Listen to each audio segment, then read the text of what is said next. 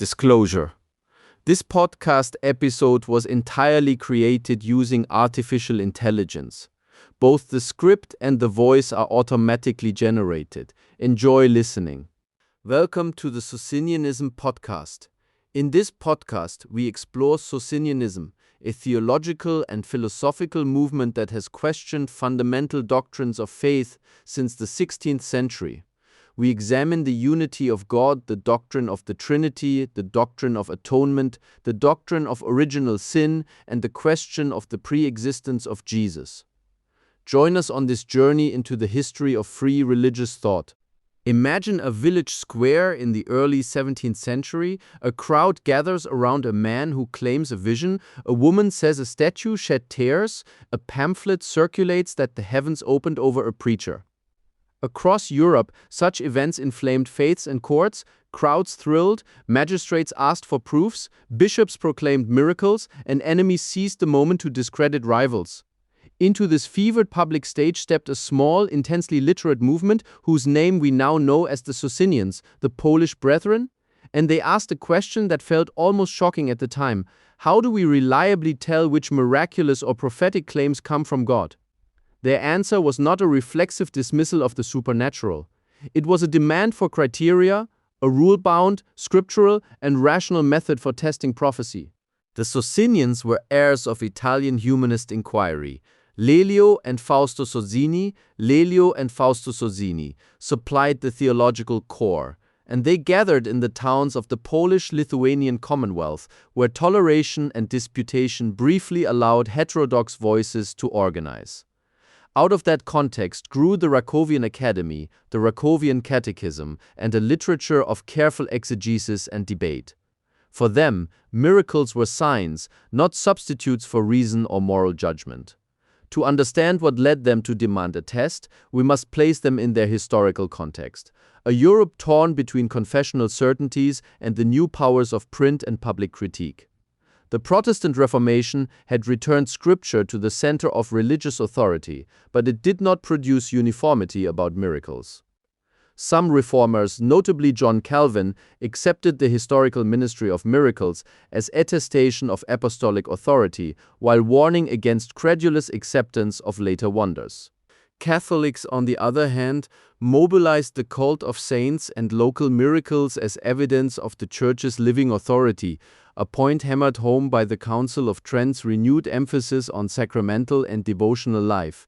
Widespread reports of visions, incorrupt bodies, prodigies at childbirth, and apparitions in Catholic and Protestant regions alike created competing catalogues of signs that believers read as endorsements of truth. The Polish-Lithuanian Commonwealth offered a unique laboratory. Nobles protected religious minorities, print shops in Krakow and Rakow produced controversial literature, and the Polish Brethren, sometimes called the Minor Reformed Church, developed a theological program that combined radical anti-Trinitarian theology with an insistence on reasoned exegesis. Fausto Sozzini, 1539–1604, an Italian exile and brilliant disputant, refused to accept doctrines that, to his mind, violated clear scriptural teaching or common sense. His followers compiled that approach into catechetical and polemical forms. The Rakovian Catechism distilled Unitarian convictions about God and Christ.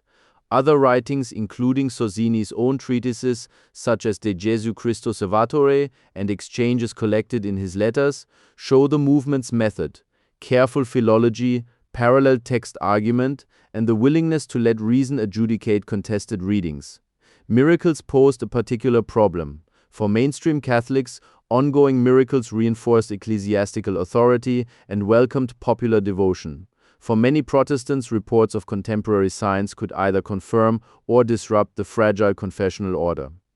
The Socinians, skeptical of metaphysical explanations that bypassed textual and moral checks, worried that miracles could be invoked to silence reason or to justify illicit doctrine.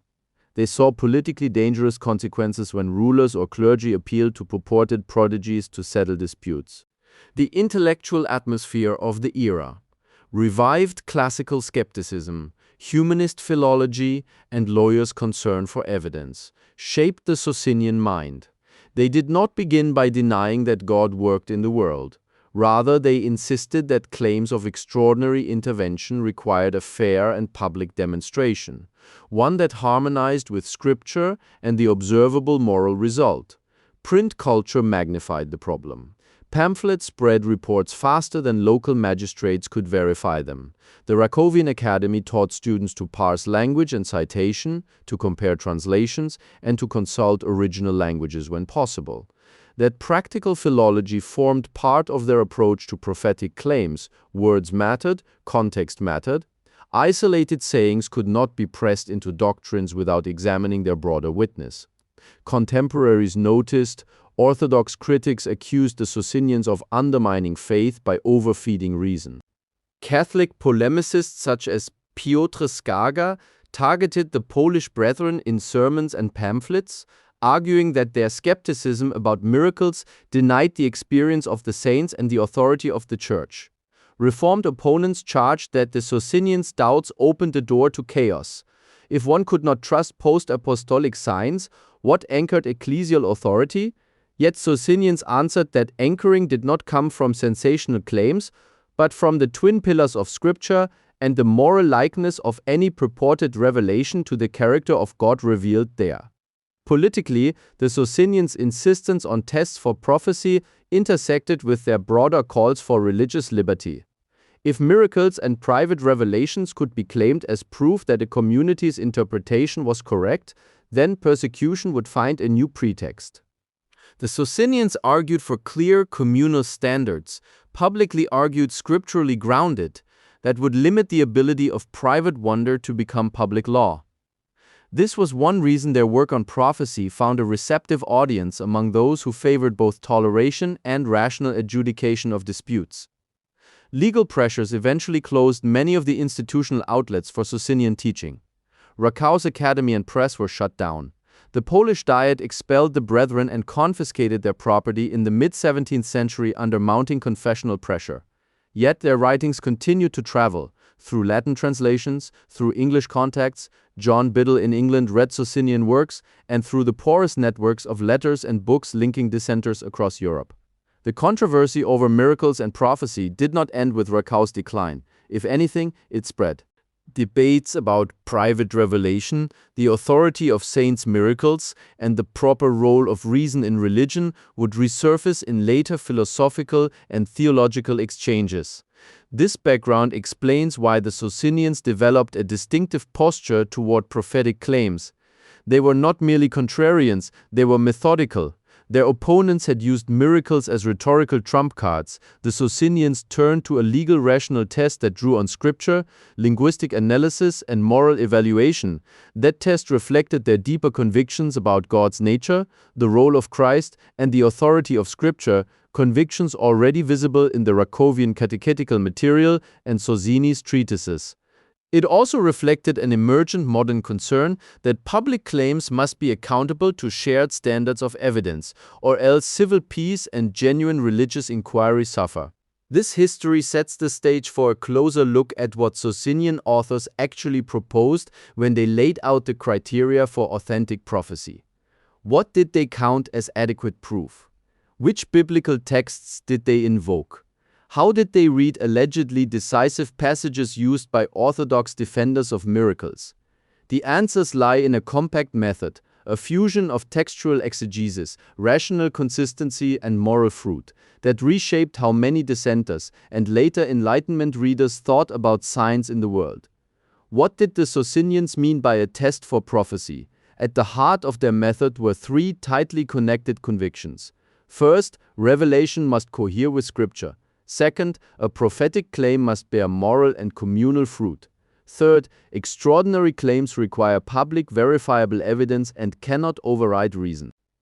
These convictions grew from a particular reading of biblical proof texts, from the practical demands of disputation in print, and from the political prudence of a religious minority reliant on argument rather than force. They began with the law. Deuteronomy supplies the starkest biblical rubric for judging prophets.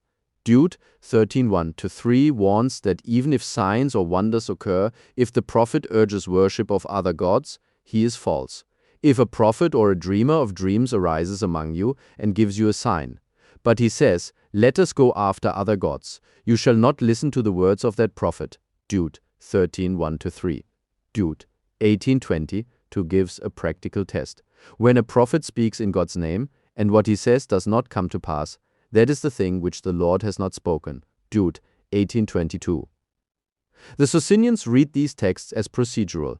Signs are not decisive when they conflict with covenantal fidelity or prophetic truthfulness. They place those passages alongside New Testament criteria. Jesus advises, "Beware of false prophets who come to you in sheep's clothing, but inwardly are ravenous wolves. You will know them by their fruits." Matt 7:15-20. He also rebukes the demand for sensational proof. An evil and adulterous generation seeks for a sign. Matt 12:39. The apostolic epistles supply procedural counsel. Do not despise prophecies. Test everything. Hold fast what is good. 1 Thess 5:20-21. And in the Corinthian church, Paul enjoins orderly evaluation. Let 2 or 3 prophets speak, and let the others weigh what is said. 1 Cor 14:29.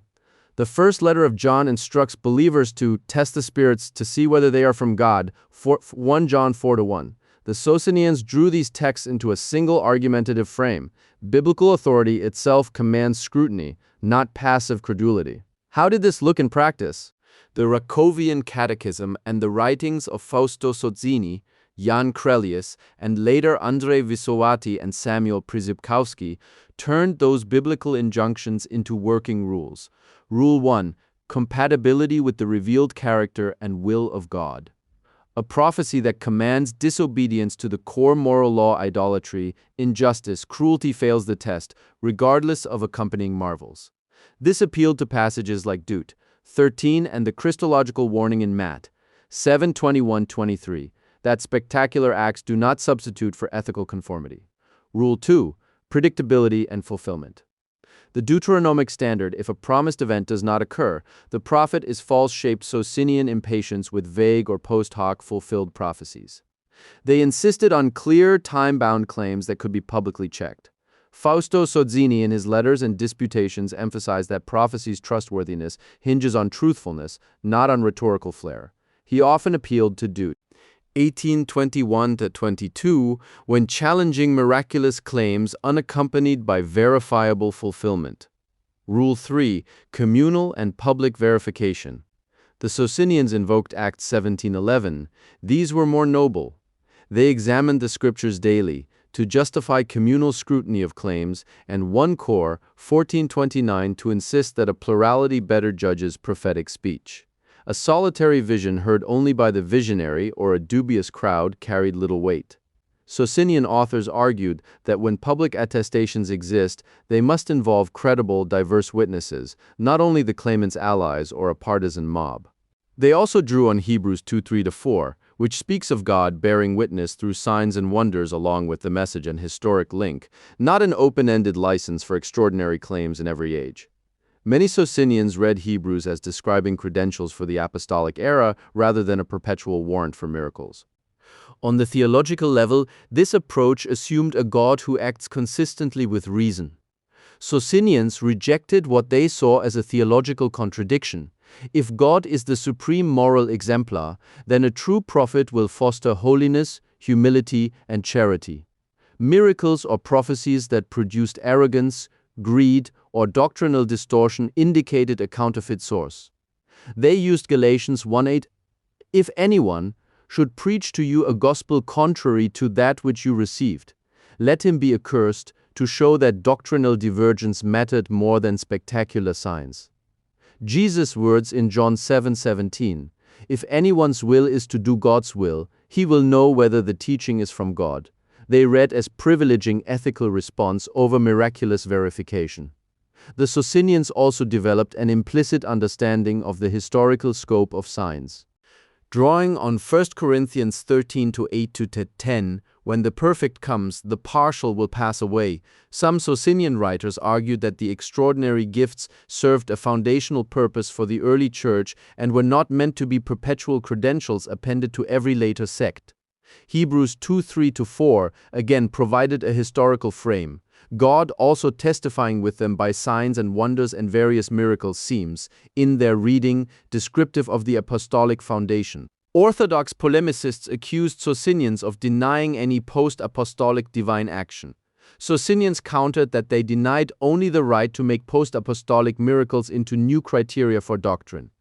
Evidence that gifts had ceased for them was not mere dogmatism, but a hermeneutic conclusion arrived at by reading texts like 1 Cor. 13 in its eschatological context. This scriptural and rational matrix led the Socinians to specific responses to common claims.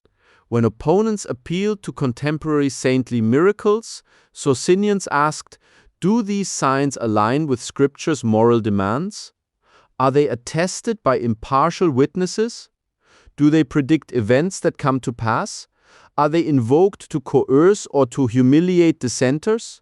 They pointed to Acts 8:20-24, Simon's attempt to buy spiritual power, and Peter's rebuke to illustrate corruption when miracle claims become commodities. They cited Matthew 24:24, false Christs and false prophets will arise and produce great signs and wonders, to insist that signs alone are ambiguous. Socinians were careful exegetes, and they used close readings to rebut orthodox appeals, where defenders of ongoing miracles pointed to Hebrews 2:4 as a perpetual warrant. Socinians reread the verse as tied to the apostolic testimony. Where opponents quoted Jesus' promise in John 14:12, whoever believes in me will also do the works that one do, Socinians insisted on reading works, not as a guarantee of endless charismatic parody, but as the extension of Christ's saving mission through obedient discipleship, a mission that could include extraordinary deeds without entitling every claimant to untested authority. Key figures embodied and publicized this method. Fausto Sozzini modeled precise exegetical restraint and a rhetorical insistence that reason and scripture must cohere. Jan Crellius wrote polemics that applied the Socinian tests to contemporaneous miracle claims, challenging both Catholic and Protestant touts of supernatural endorsement. Samuel Przybkowski defended both the method and its civil implications, arguing that toleration required agreed standards for adjudicating extraordinary claims. Andrei Visovati and later Socinian apologists systematized the approach in disputations and compendia, frequently citing the very biblical texts that commanded testing and weighing. Yet the method provoked strong opposition. To many Orthodox believers, signs functioned as immediate divine endorsements. To deny their evidential finality appeared to undercut religion itself. The result was sustained controversy, not only theological but public. The Socinian challenge forced opponents to sharpen their own defenses and to think about evidential standards. Debates over particular miracles, alleged saints' apparitions, local prodigies, or charismatic ministers' feats were fought in sermons, pamphlets, and court records. Accusations flew. Socinians were called cynical, impious, or secretly atheistic. Socinians answered with scriptural exegesis and procedural rules meant to protect both truth and civic peace. These controversies had concrete consequences. In regions where ecclesiastical authorities wielded coercive power, miracle claims could be used to rally popular support for persecution. The Socinians therefore tied their hermeneutical caution to a plea for legal safeguards and public deliberation. In print, polemical exchanges proliferated. A Catholic preacher might catalogue local wonders as proof of the Church's living power. A Socinian pamphlet would respond with a query catalogue. Who testified? Were unbelievers persuaded? Did the wonders encourage humility or factionalism? Wherever authorities were persuaded by spectacular proofs, Socinians accused them of substituting emotion for discernment. Where communities insisted on the perpetual presence of charismatic signs, Socinians argued that such insistence eroded the role of Scripture as the Church's rule. The backlash intensified as political winds shifted.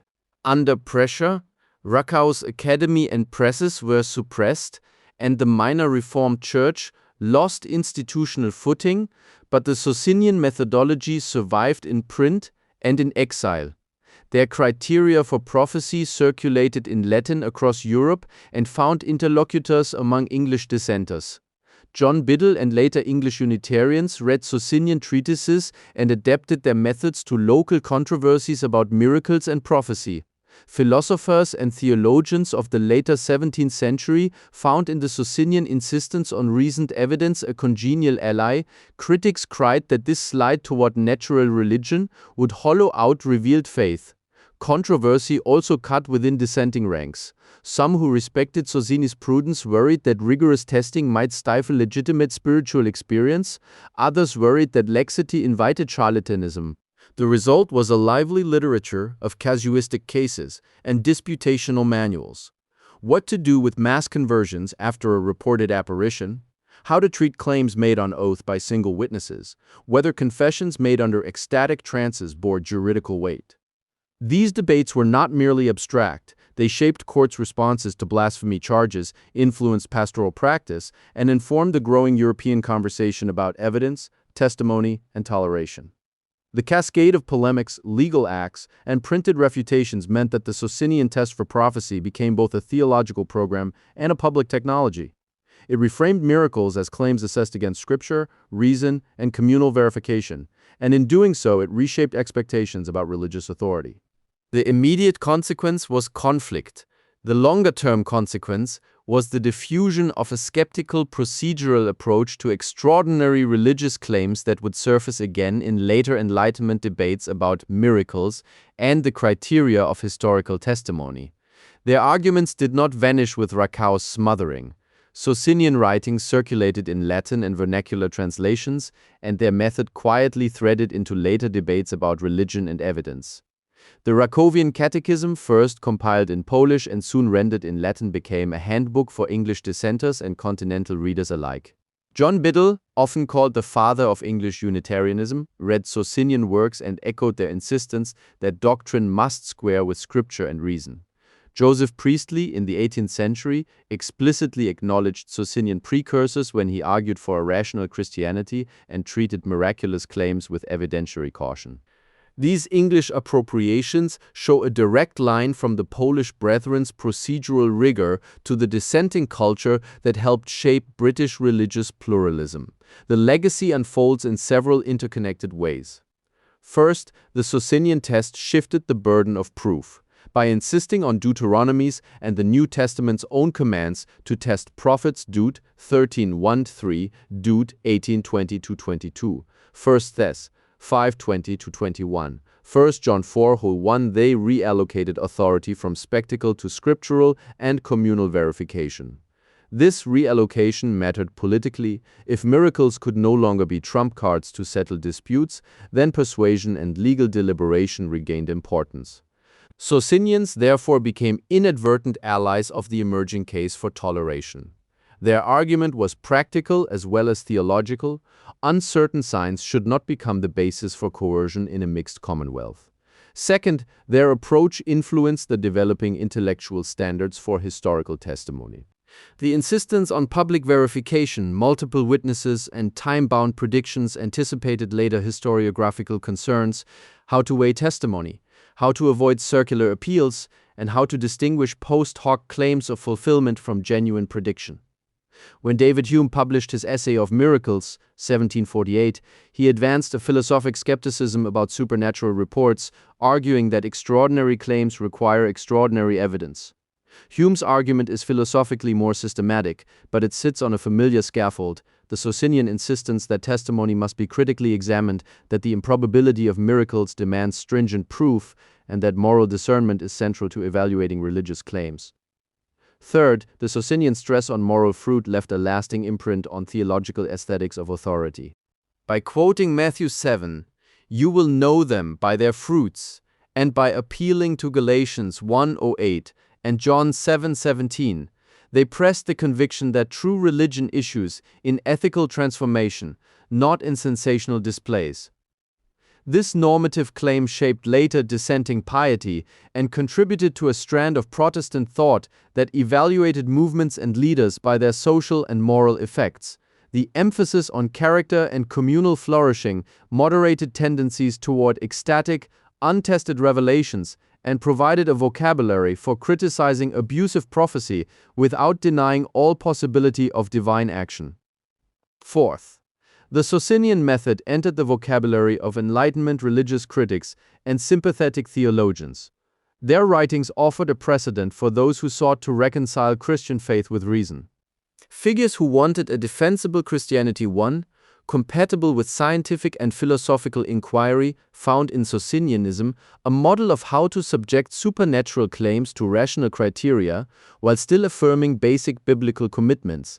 That balance explains why Unitarians and other rational dissenters lauded the Polish Brethren as exemplars of a faith disciplined by reason. Finally, their legal and civic implications resonated beyond theology.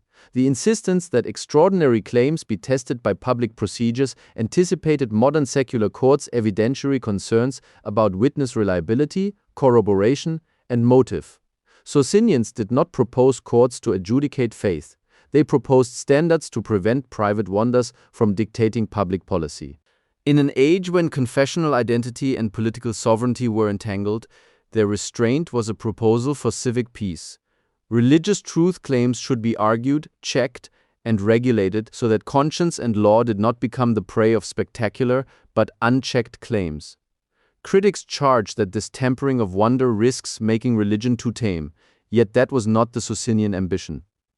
The Polish Brethren claimed to preserve authentic revelation by subjecting extraordinary claims to the very tests. Scripture prescribes testing the spirits, 1 John 4:1, weighing prophecy, 1 Cor 14:29, and seeing the fruits, Matt 7:15-20.